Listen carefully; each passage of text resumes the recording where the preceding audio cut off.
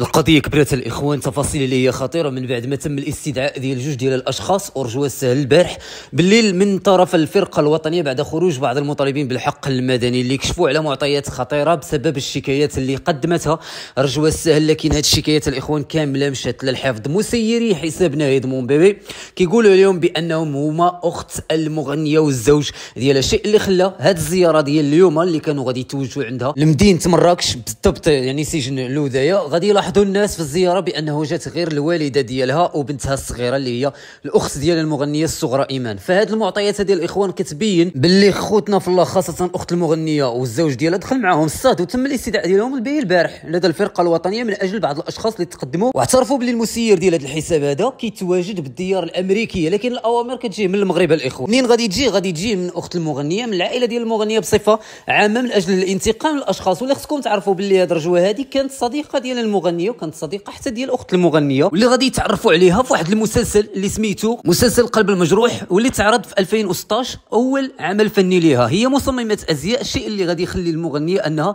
تقرب منها، ثم غادي يكونوا واحد الاعمال اللي هي مشتركه من بعد ما كانت صممت لها بزاف ديال الخدامي. فكانت كتجي هاد الرجوه هذه حتى للدار ديال المغنيه، ثم كانت تمشي المغنيه عندها الى المحل ديالها اللي كانت خدامه فيه. وهذه بالضبط هي اللي كانت قالت فيها المغنيه بانها الضربه ديالها هي الاخرى، بمعنى من بعد ما غادي تحيد هاد المطارق كاملين ولا المشاكل اللي كانوا عندها مع حساب حمزه مومبيبي غادي تدوز ليها. الامر راجع الاخوان لواحد النهار اش غادي يدير الحساب ديال حمزه مومبيبي بوم، وغادي يتفرقع وغادي كل شيء يعرفوا، بل وغادي يعرف واحد الضجه اعلاميه اللي درت واحد الجدل على وسائل او منصات التواصل الاجتماعي. السيده واللي خصكم تعرفوا الاخوان بانها مهتمه بقضايا المراه ودعم النساء في المجتمع من خلال الجمعيات الخيريه والمنصات الاعلاميه. هادشي اللي غادي يخليها انها تخرج واحد الخرجه اللي هي مفاجئه وصادمه، وغادي تخبر بان اي واحد كيقوم بهذه الافعال هذه كيخصو الحبس، بمعنى كيخصو يتسجن مع الاعمال الشاقه والعذاب الشديد داخل هذا السجن هذا. فهذا الامر هذا غادي يوصل الاخوان للمغنيه، والسبب راجع لمجموعه من البنات اللي كانوا تاداو، من بينهم رجاء عمر بالمير، احمد شوقي، نوره فتحي، ابتسام تيسكات، طاهره، ثم سعيده شرف، ورئيس المركز الوطني لحقوق الانسان محمد المديمي، وغيرهم من الاشخاص اللي كانوا تعرضوا للاذيه. وابرزهم وئام التحماني اللي مشات ضحيه صور وفيديوهات، واللي بسبب هاد البنت هذه او بسبب هذه القضيه هذه تخلق واحد الجدل اللي هو كبير، وكانوا اتهامات اللي هي كثيره بخصوص ان حساب حمزه مومبيبي هو المسؤول. رجوه السهل ديك الساعات غادي دير فيها صنديد، وغادي تخرج وغادي تبدا تهلل على هاد الاشخاص هادو، غادي تبدا تسب وتعرق، بل والاكثر من هذا، واللي غادي يبين بان السيده كانت تقصد هاد الناس هادو، غادي تقطع معاهم العلاقه اللي كانت بيناتهم. حتى ديك لابيل اللي كانت تدوز هي والمغنيه، ولا دوك اللقاءات او دوك الخدامي اللي كانوا كيجمعوهم او كيجمعوا المغنيه بهاد رجوه السهل، غادي تقطع كل شيء الاخوان، وما غادي تبقى حتى شي حاجه من هذا الشيء هذا. رجوه السهل غادي يطلع معاها الصهد، غادي تحس بشي حاجه كتلعب مور ظهرها، فغادي تخرج وغادي تقول باللي ما كاين حتى شي واحد اللي غادي يقدر يوصل ليها، وبان المعطيات اللي كيحاولوا انهم يلعبوا من مور ظهرها ما كاينش شي واحد اللي غادي يقدر يخترقهم، حيتاش حافظه صورها وقاده بقدودها. هنا فاش كانت خرجات الاخت ديال المغنيه وكانت تقول في ستوريات واحد الوقيته طير حتى الطير غادي تجي بين يدينا وما غادي نديروا فيك اللي بغينا. وراكم عارفين الاخوان هذوك ستوريات ديال المعاني، وراه حتى من امهم كانت تحط ستوريات اللي فيهم معاني اللي هما كثار وغيرها من الكلام اللي كيكون في ستوريات واللي كيتنشر على وسائل التواصل الاجتماعي، اللي كيحاولوا انهم يقيسوا به واحد الشخص كيكونوا باغيين فيه الخدمه مستقبلا. سيمون بالبشير غادي يخرج الاخوان في واحد الخرجه اللي هي صادمه، وغادي يكشف واحد المعطيات اللي هي خطيره بزاف بخصوص رجوه السهل، على اساس ان السيد اللي كاين في الديار الامريكيه واللي كتجيه الاوامر من المملكه المغربيه، يعني من المغرب، من طرف العائله ديال الباطماويه، وهادشي راه كنذكروا حتى في الكتاب ديالو، قال بانهم كاينين مسيرين سميعون ويطبقون اوامر سادتهم. فهذا الامر هذا الاخوان غادي يخلي العائله كامله تفرغ للقضيه اللي كتعلق برجوه السهل، ويدوزوا ليها باش تاخذ الحساب ديالها من الكلام اللي كانت قالته على الحساب ديال حمزه مومبيبي وعلى المسيرين ديالو. بل والاكثر من هذا، فاش كانت دخلت المغنيه للسجن كانت كتقول باللي اي واحد دار الذنب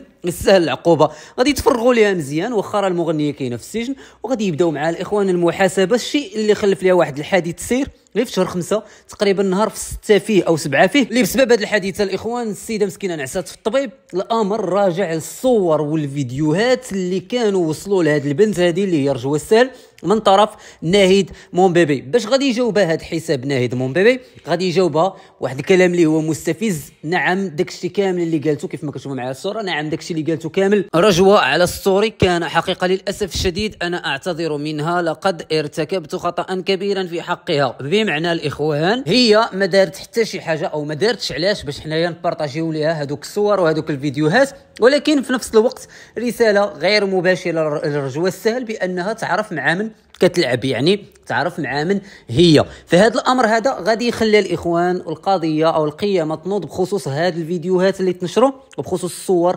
الفضائحيه ديال عاشق رجوه اللي كانت معاه قبل ما تتزوج، ثم الراجل ديالها ما غاديش يتقبل هذا الشيء، شيء اللي غادي يخلي انه يتوجه للفرقه الوطنيه يدير شكايه مباشره ويطلع لدى وكيل العام للملك من اجل تزميم شكايه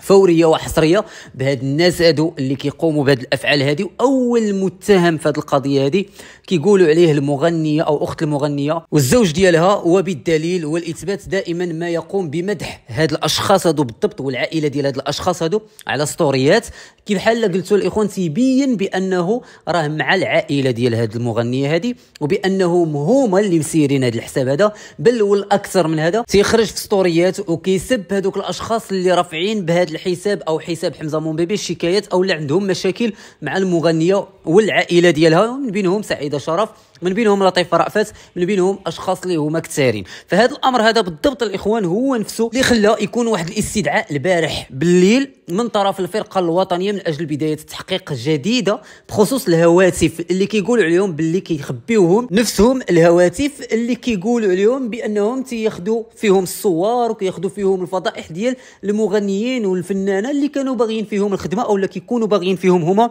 الخدمه، وماشي هما نفسهم الهواتف اللي تجرت عليهم الخبره من طرف الفرقه العلميه في الايامات فاش كان التحقيق في القضيه ديال حساب حمزه مون بيبي. بل والاكثر من هذا قال لك كان شي واحد اللي شد هاد الهواتف هادو وهربهم للديار الاوروبيه. فهذا الشخص هذا هو نفسه اللي كيقولوا عليه بانه هو المسير ديال الحساب، وهذا الشيء لا جدتو تاكدتوا منه وتحققتوا منه فغادي تلقاوها الاخوان الكتاب ديال سيمون بن بشير اللي كنخرجوا باللغه الانجليزيه. وكنبغي نقول للاخوان والاخوات اللي متبعين هذه القضيه هذه عن كتب يقراوا الريزومي ديال هذا الكتاب هذا اللي تيحمل اسرار اللي هي خطيره وكيبين حقيقه كامله ديال هاد الناس هادو. فما غاديش يوقفوا هنا، كيف ما خبرات المغنيه قالت لك مازال الايام كتلاقي، واخا حنا هذا الشيء ما باغيينوش لكن جا على اللسان ديالهم وكيقولوا بانهم غادي يخرجوا وغادي ينتقموا من بزاف ديال الاشخاص اللي كانوا السبب في الدخول ديالهم للحبيب بيس. فكالعاده الاخوان ما تنسوناش بالدعم ديالكم، ما تنسوناش باللايك ديالكم، وايضا ما تنسوناش بالتعاليق ديالكم، كيعجبنا نقراو الاراء ديالكم